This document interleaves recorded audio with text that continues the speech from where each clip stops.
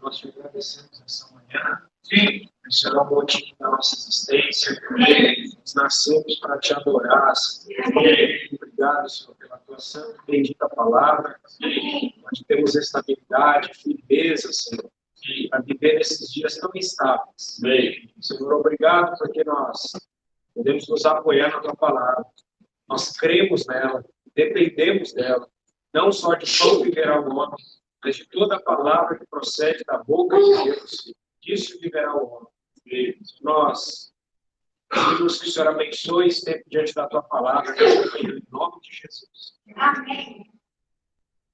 Nós temos falado sobre a santificação aos domingos, e não seria difícil de imaginar que nós temos falado de diversas maneiras, mas vamos agora falar como ela se dá, a santificação dentro de nós.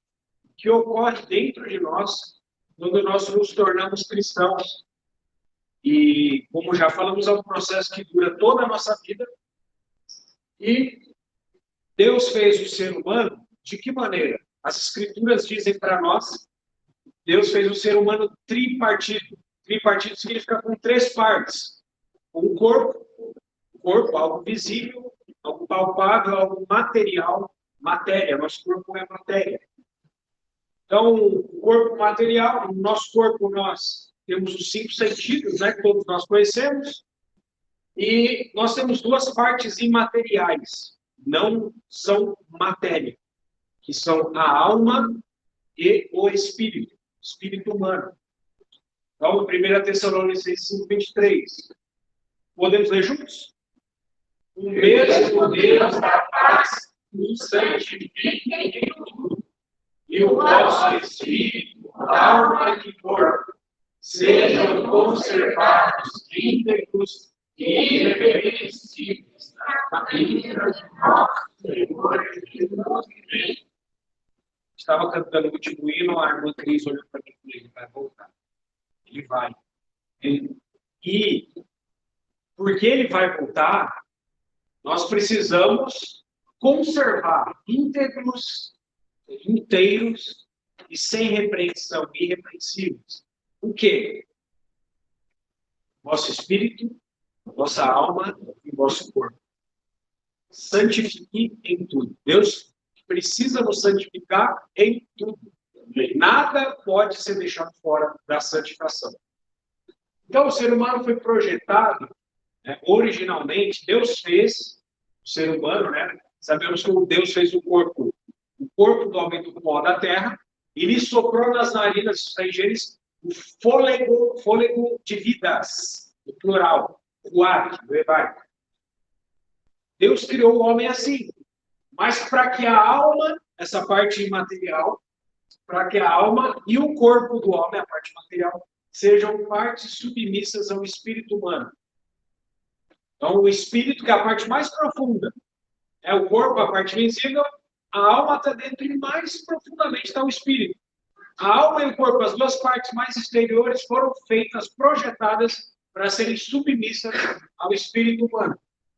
Todavia, entretanto, né, com o pecado, o que aconteceu?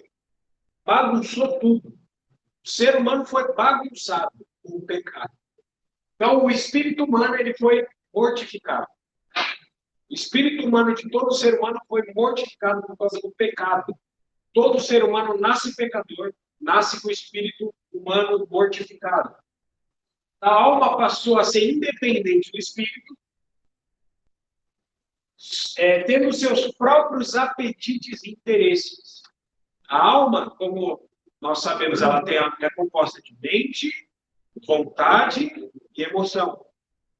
Então, você não precisa ficar vendo coisas na sua mente. Se você for uma pessoa cega, que literalmente tem cegueira de vista, ela vai ter apetites da mente. A mente dela pensa. E ela vai desejar coisas na sua vontade. E ela vai ter emoções, mesmo que ela não tenha visão física. Então, o ser humano, ele se tornou uma alma independente do espírito. E, por fim, o corpo também passou a ter independência do espírito, sujeitando o ser humano aos 5 sentidos. Então, você olha uma coisa, eu quero aquilo. Sua visão, seu paladar, o seu tato, e daí por diante. Quando alguém crê em Jesus, o que acontece? O espírito humano é salvo e reavivado. Porque o Espírito Santo vem morar dentro do espírito humano. Então, esse espírito humano é salvo para santificar a alma e o corpo. Então, o trabalhar de Deus é assim. A santificação na vida de um crente interiormente consiste em que essa alma e este corpo se sujeitem ao espírito humano habitado pelo Espírito Santo. Todo o trabalhar de Deus, todas as circunstâncias da nossa vida, tudo que acontece conosco é para isso. É para acontecer isso. Para que interiormente a sua alma e o seu corpo se sujeitem ao Espírito Santo que está no seu espírito humano. A alma, né, como falamos, possui três partes: mente, vontade e emoção. Dentre as três partes da alma, iremos nos focar primeiramente na emoção. Porque toda a vida de um ser humano parece girar grandemente em torno dos impulsos da emoção. Ela parece, inclusive, ocupar um espaço muito maior do que a mente e também a vontade. É evidente que na vida diária, seu papel é bem maior que a das outras funções da alma. A emoção. Estamos falando da emoção. Infelizmente, quase todos os atos dos crentes se originam na emoção. Então, nossa vida emocional é bastante abrangente, é ampla, e por isso muitíssimo complicada. Para facilitar então, a compreensão, nós vamos reunir as variadas manifestações da emoção em três grupos. É como se a gente pegasse a emoção e também tornasse ela tripartida. Três partes da emoção. Primeira parte da emoção, afeição. Segunda parte da emoção, desejo. E a terceira parte da emoção, sentimento.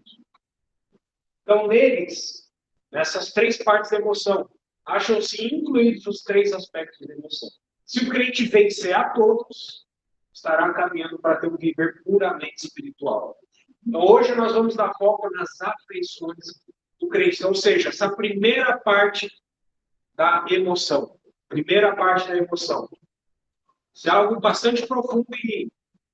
Para que não haja confusão. É muita manifestação da emoção, muitas, em todos os crentes. Então, vamos tentar separar elas para a gente conseguir entender isso e vencer. Nosso objetivo é vencer. Vencer as nossas dificuldades. Então, para provar nas escrituras que há afeição dentro de um ser humano, né, que é algo dentro da emoção, 1 Samuel 18:1. É tudo baseado na escritura. Podemos ler? A alma de Jonas se ligou com a de Davi, e Jonas com a sua. Versículo claramente que mostra que Jonas tinha afeição por Davi.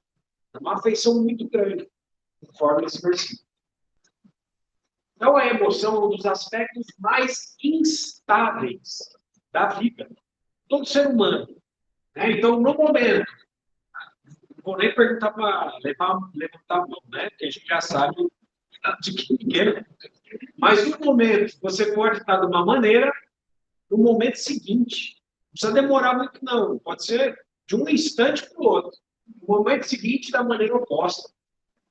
Então, nossas afeições, desejos e sentimentos mudam, sendo inconstantes e impossível de confiar neles. Você confiaria em algo estável? Não dá para confiar em algo estável. Assim são as nossas emoções. Elas são instáveis, por isso não são dignas de confiança. É isso que a palavra de Deus quer nos mostrar, como crentes em Jesus. Então, portanto, quem vive ao sabor das emoções, não vive segundo um princípio determinado. O crente que vive pela emoção é caracterizado por experiências de altos e baixos. No momento você está no vale, no outro você está na montanha. No momento que você chega no irmão, que experiência maravilhosa que eu tive. Quase como um arrebatamento. Você olha para o irmão, nossa, esse irmão está pronto para ser arrebatado. No outro final de semana ele chega, você olha, ele está lá todo cabisbaixo, teve uma experiência de derrota profunda, não consigo vencer nada, eu sou terrível, eu sou... por aí vai.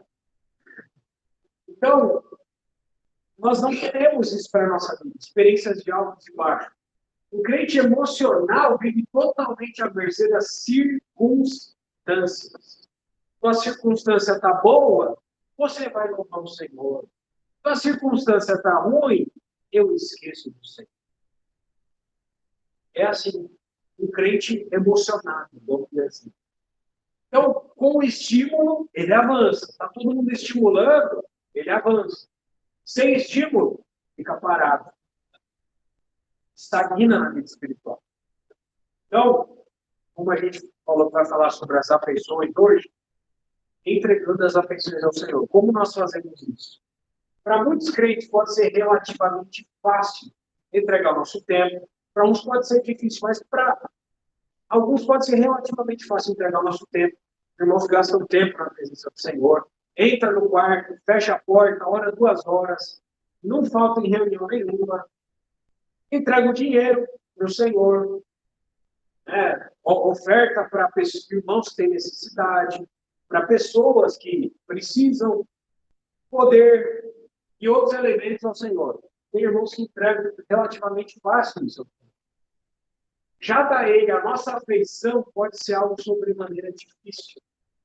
Isso, entretanto, não quer dizer que nós não amamos a Cristo. Porque nós amamos Ele pela fé, irmãos. Nós não amamos Ele pelo nosso velho homem. Nosso velho homem, como nós já vimos anteriormente, ele não tem solução.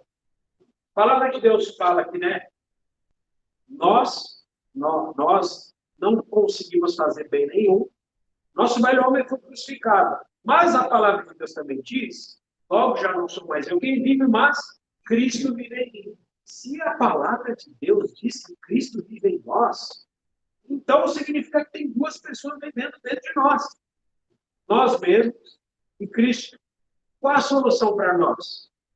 2 corpos não podem ocupar o mesmo espaço. Alguém tem que ser mandado embora. Um inquilino tem que ir embora da casa. Sim. Esse inquilino é o velho homem. Então, o velho homem precisa ser desalojado. Ele precisa tomar um chute e sair, porque aqui é o lugar de Cristo. A palavra de Deus é que Cristo vive em nós. Quanto mais nós cremos nisso, tomamos posse disso, nós menos vamos dando crédito para as nossas experiências, crédito para os nossos sentimentos, crédito para aquilo que sentimos, porque é instável. Agora, a palavra de Deus, ela é estável, digna de confiança. E a palavra é digna de toda aceitação. Então, Deus, o Pai, ele exige amor absoluto de seus filhos. Ele não deseja compartilhar nosso coração com mais ninguém, nem com mais nada. Mesmo que lhe demos a maior parte, ainda assim ele não fica satisfeito. Louvado seja o Senhor por isso. Deus exige todo o nosso amor. Amém. Isso é um golpe fatal pro ego. Mateus 22, 37. Podemos ver? Amarás o Senhor teu Deus de todo o teu coração, de toda a tua alma e de todo o teu espírito. A palavra toda aqui aparece 3 vezes. Mostrando que o Senhor aceita só aquilo que é completo. Deus não aceita algo parcial. Então, a palavra toda mostra que a ordem divina é que não deixemos nem mesmo a menor parte da nossa afeição sobre o nosso comando. Ele exige tudo. Ele é um Deus zeloso, ciumento. Ele tem ciúmes de nós. Um Deus que criou o universo, sustenta todas as coisas com a palavra do seu poder. Bom, já parou para pensar que tem ciúme de você. E Ele deseja você. E Ele faz tudo para ter a tua afeição.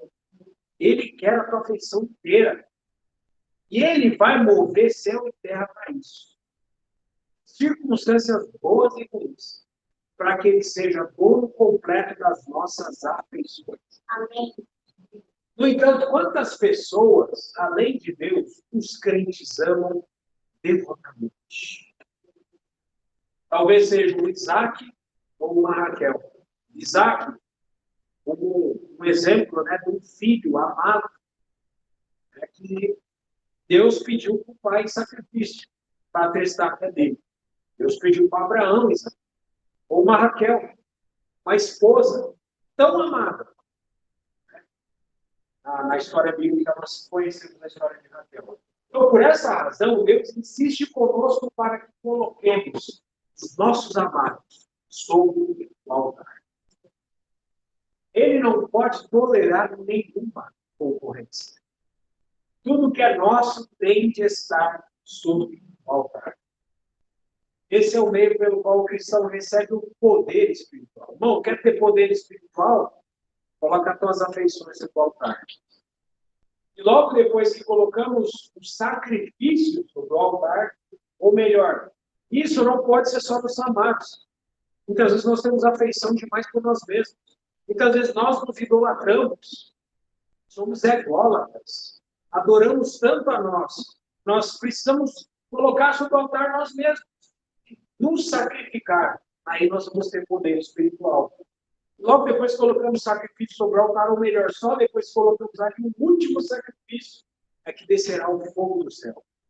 Sem altar, não pode haver fogo celestial. Isso é um princípio espiritual.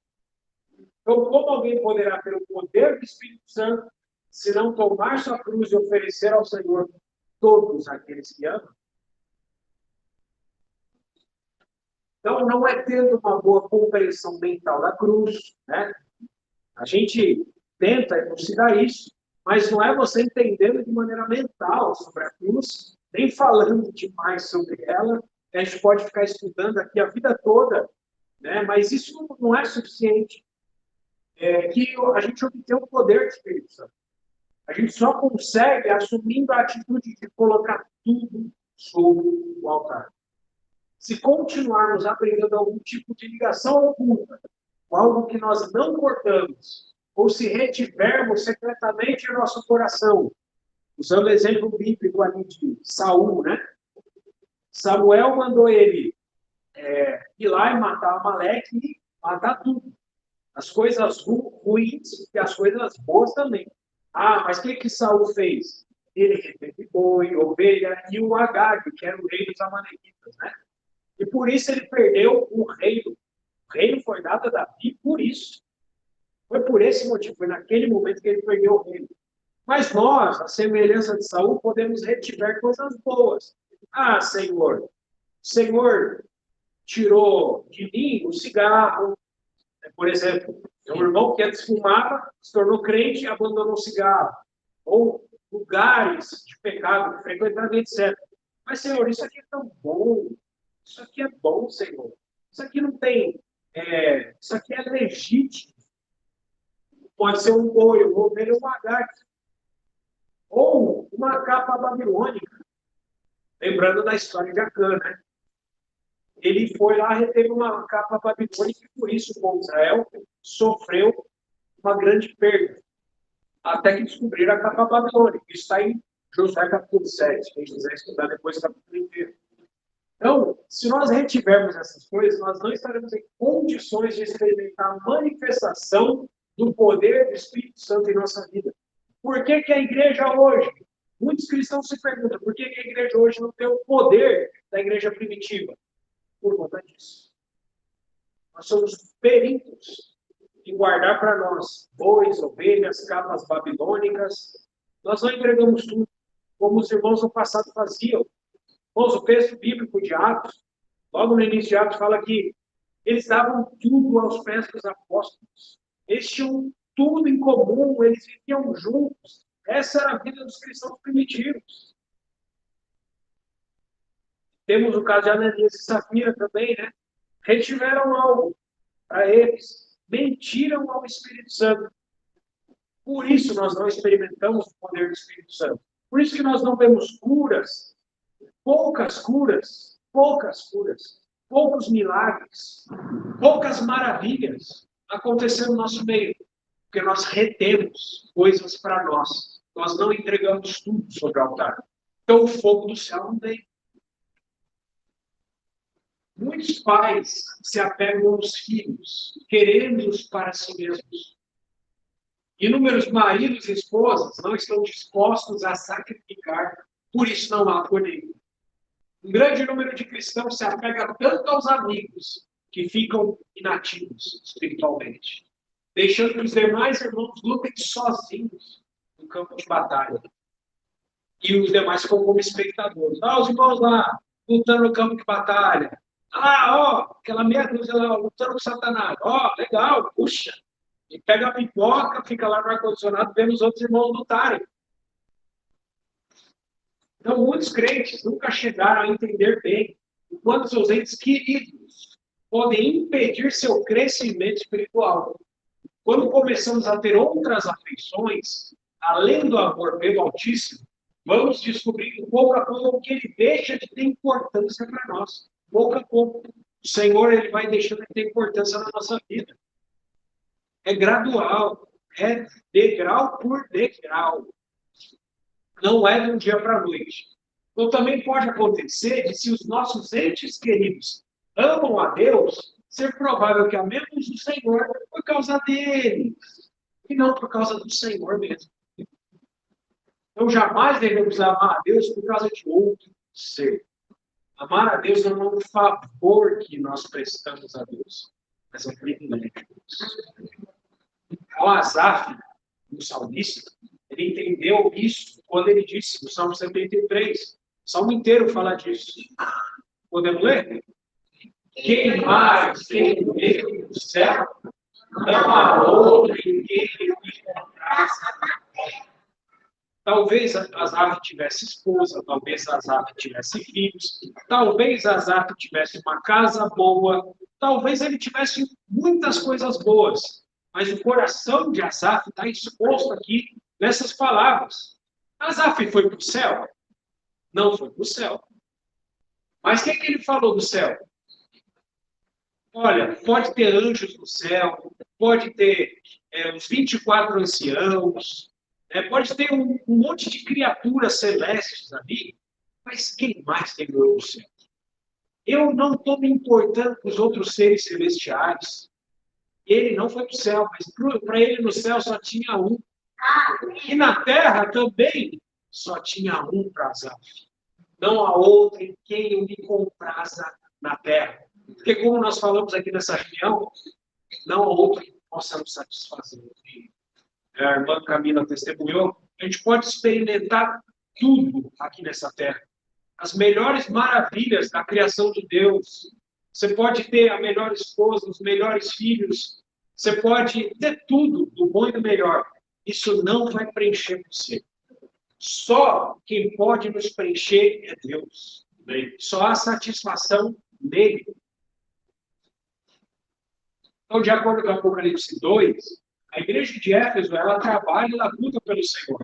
Ela é louvada pelo Senhor por várias coisas. Eles testavam até os apóstolos. Eles tinham muitas virtudes, a igreja de Éfeso. Mas o que aconteceu? Apesar de eles trabalharem lá lutarem pelo Senhor, mesmo assim o Senhor não está contente com a igreja de Éfeso. Porque ela abandonou o primeiro amor. Então, se nosso coração não estiver posto em Deus, de que valerá trabalharmos com diligência? Irmãos que trabalham pelo Senhor. Fazem pelo Senhor. Mas, irmãos, é possível, por conta disso, esse exemplo da igreja em Éfeso, sejamos crentes. E isso é exemplo de tantos pastores, tantos grupos cristãos, irmãos que fazem tanto pelo Senhor. Mas aí se descobrem que eles estão fazendo porque se tornou piloto automático, porque se tornou rotina. Não estão fazendo aquilo por amor. Estão cantando mas não estão cantando porque amam. Está cantando porque está acostumado com isso. É rotina vir, sentar aqui, cantar. Ora porque ora tanto tempo, é normal. Mas, como a gente já falou sobre a oração não é nem dirigida a Deus, é dirigida aos homens. É virar aquela bagunça, né? Faz as coisas por costume, não tem realidade espiritual nisso. Então, o exemplo da igreja de Éfeso mostra que é possível nós trabalharmos para o Senhor sem sentirmos nada por Ele. Estamos com o coração vazio. Então, lembremos de um fato divino. O ser humano só pode servir apenas um Senhor. É assim também com a nossa afeição. Mateus 6,24. Ninguém pode servir a dois senhores, porque ou pode aborrecer-se de um e amar ao outro, ou se dedicará a um e desprezará ao outro. Então, somente Deus pode satisfazer o nosso coração. Nenhum ser humano tem essa capacidade. E vamos dizer além, nenhuma criatura celestial também, que não seja o próprio Senhor. O erro de muitos crentes aqui no caso, está em buscar nas pessoas algo que só pode encontrar em Deus. Quando o crente busca qualquer outro amor, sua vida espiritual fracassa. Quer dizer, então, que não precisamos amar os outros? A Bíblia nos diz, sim, para amar os irmãos e também, além de amar os irmãos, mais difícil, amar os inimigos. Todavia, ele deseja administrar nossa afeição para com todos os homens. Como falamos logo, já não sou mais eu quem vive, mas Cristo vive em mim. E esse viver que agora vivo na carne, vivo pela fé. Então é com a fé que nós vamos amar as pessoas que o Senhor nos deu. É com o amor do Senhor. Então, Ele quer administrar as nossas afeições. Deus quer que amemos os outros não por nossa causa ou por nosso amor, mas sim por causa dele e nele. Então, todas as nossas simpatias e antipatias naturais, não tem nenhuma parte aqui. Não sei se já aconteceu com você, mas tem lugar que você chega, não fui com a cara daquela pessoa. E o contrário também. Nossa, fui com a cara demais daquela pessoa, me identifico demais com fulano, com ciclano. Irmãos, isso para Deus é velho homem. Então, as simpatias e antipatias naturais não tem nenhuma parte aqui. O amor de Deus, ele não nutre simpatia e antipatia por ninguém. Ele ama a todos. Ele se entrega por todos. Então, a afeição natural precisa perder o domínio que exerce sobre nós. Quando o Senhor quiser que amemos alguém, instantaneamente, Ele nos capacitará para isso. Se Ele quiser que também terminemos algum relacionamento, seremos capacitados a fazer também. Às vezes é isso que o Senhor requer. Pode fazer. Então, Deus quer que criemos nele um novo relacionamento com aqueles que anteriormente amávamos. Nosso relacionamento natural findou. Através da morte e ressurreição, estabelecemos novos relacionamentos. Precisamos saber que temos de aplicar o senhorio de Deus sobre nossas afeições, para que possamos crescer espiritualmente. E como nossas afeições são indisciplinadas e rebeldes, um amor contaminado pelo ego ameaça a nossa caminhada espiritual. Nosso amor está contaminado pelo ego, nosso amor natural. Então, não é difícil corrigir um pensamento errado. Já uma afeição desorientada é praticamente incontrolável. Lembremos que nós mesmos não somos capazes de amar ninguém. Muito menos o Senhor. A gente não é capaz de amar o Senhor. Deus rejeita tudo que procede de nós mesmos. Então, até o nosso amor por Ele é inaceitável. Mas como diferenciar o amor que provém do Espírito e o amor que provém da afeição da alma? Uma pergunta. Então, qualquer afeição que no seu todo ou em parte, se destine a satisfazer o homem, ou tenha outras razões que não o próprio Deus, tem sua origem na alma, no homem natural, no velho homem. Outra maneira de saber a origem do amor é examinando o que ele produz. Pelos seus frutos os conhecereis.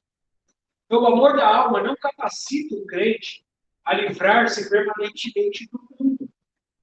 O amor espiritual, porém, não é assim.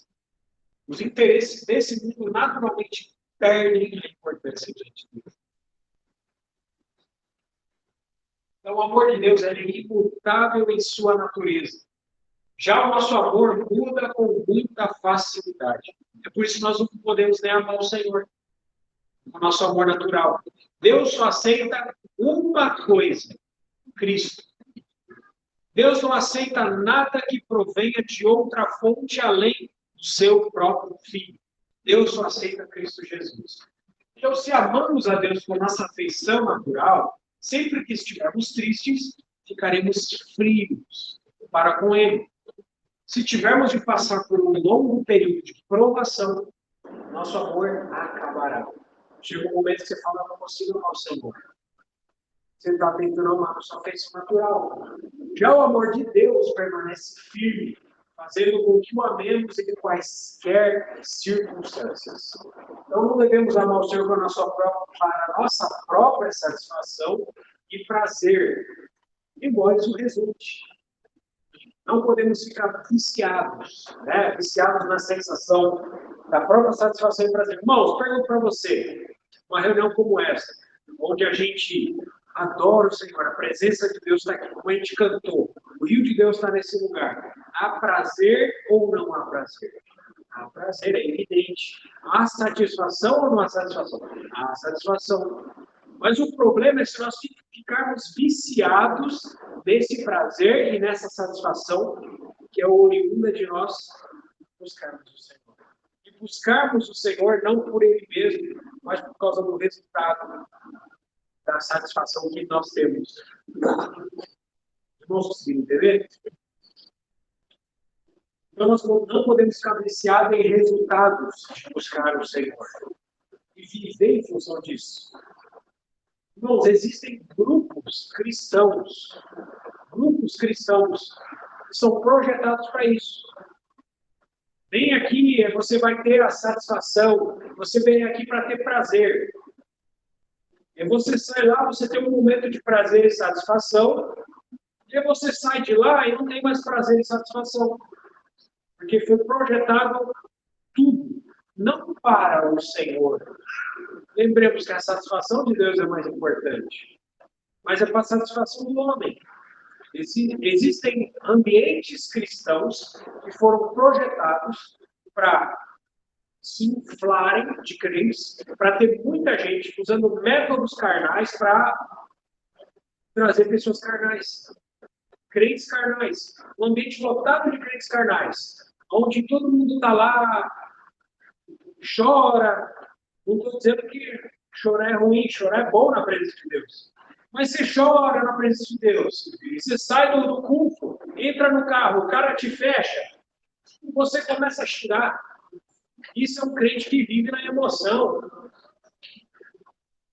É um crente carnal. Vive ao sabor das emoções. Naquele momento está adorando a Deus, está chorando. Depois está xingando a pessoa que te cortou na trânsito. Então, é por isso que em seu amor o Senhor nos faz passar por experiências dolorosas. Para que não venhamos a amá-lo por interesse próprio. Ô, irmãos, nós somos cheios de interesse próprio. Não é verdade. Eu sou. No início de nossa vida cristã, Deus usa inúmeros meios para nos atrair ao seu amor e convencer-nos de que Ele nos ama. É uma experiência que todo crente tem. Principalmente no início da vida cristã. O Senhor, inúmeros meios para nos atrair e nos convencer de que Ele nos ama. Alguém tem dúvida de que o Senhor nos ama? O Senhor nos ama. Mais tarde, porém, o que acontece? O Senhor já te convenceu que Ele te ama. Você já está convencido disso. Só que o Senhor te chama a aparecer com Cristo Jesus. E não ficar dependendo de sentimentos. Mais tarde, porém, como Ele quer que cresçamos, Ele retira esse sentimento de amor. Ele mesmo faz isso, levando-nos a crer no seu coração de amor. Perceba, irmão, antes você sentia que Deus te amava. Aí Deus ele retira essa sensação para que você creia que Ele te ama. Independente do que você está sentindo. Amém. Independente do que estivermos sentindo. Nós cremos no amor divino. E isso independe de sentir. Portanto, se passarmos algum tempo sentindo o amor de Deus, e mais adiante perdermos esse sentimento, não devemos ficar surpresos. Não deve ser surpresa para ninguém. Está na hora de crer no amor de Deus. Crer. A palavra de Deus diz que Ele nos ama, então nós vamos crer nisso. Independente da sua experiência. Estou sentindo que o Senhor me ama. Não estou sentindo que o Senhor me ama. Mas o que a palavra de Deus diz? Que Ele nos ama. Então eu vou crer no meu sentimento, vou crer no que eu estou sentindo, ou vou crer no que a palavra diz? Se eu crer no que eu estou sentindo, eu estou crendo na estabilidade do meu sentimento. Se eu creio na palavra, eu estou crendo em algo estável, firme, e que passará o céu e a terra, mas aquilo vai se cumprir. E aquilo é a verdade. Santifica-os na verdade, a tua palavra é a verdade. A base bíblica de que Deus nos ama. 1 João 4,19. Nós amamos porque Ele nos amou. Irmãos, Ele nos amou. É por isso que nós o amamos. Uma irmã dentro do contexto católico, Madame Guyon, para terminar, ela escreveu um cântico ao Senhor, dizendo o seguinte: amo ao Senhor, mas não com meu amor, pois nada tenho a dar. Sim, amo a ti, mas teu é todo amor, só nele vou andar. Sou como nada, e é meu prazer. Por ti esvaziado e ganho ser. O que os teus precisam, só tu és. Não há outra. De toda bênção, a morada és. De ti as bênçãos. Fonte de vida, graça a jorrar. És nosso centro, manancial do lar. Louvado seja o Senhor. O Senhor nos ajuda a te amar com o amor do Senhor e nos amou. Queremos te oferecer Cristo, Senhor. E não aquilo que é do nosso velho homem. Porque o nosso velho homem foi crucificado na cruz. Fomos crucificados com Cristo. E logo já não somos mais que nós que vivemos, mas Cristo vive em nós. Queremos te amar com o teu amor, Senhor. Viver pelo teu amor. Viver nesse novo homem que é renovado a cada dia. Obrigado, Senhor, porque podemos entregar aquilo que o Senhor colocou dentro de nós de volta para o Senhor. Transforma-nos, Senhor. Transforma-nos, Senhor. Na imagem de Jesus Cristo, nosso Senhor. Pela fé nós dizemos que te amamos, Senhor. Queremos te amar com todo o nosso coração, com toda a nossa alma, com todo o nosso entendimento, Senhor. Queremos colocar sobre o altar todos aqueles que o Senhor colocou ao longo da trajetória da nossa vida, Senhor. E que nenhum desses amores possa nos afastar do primeiro amor das nossas vidas, que é o Senhor. Nós entregamos nesse momento, Senhor, os nossos amados sobre o teu altar, para que o fogo do Espírito Santo desça em nossas vidas, e possamos ter poder aqui nesses dias. Louvado seja o teu nome.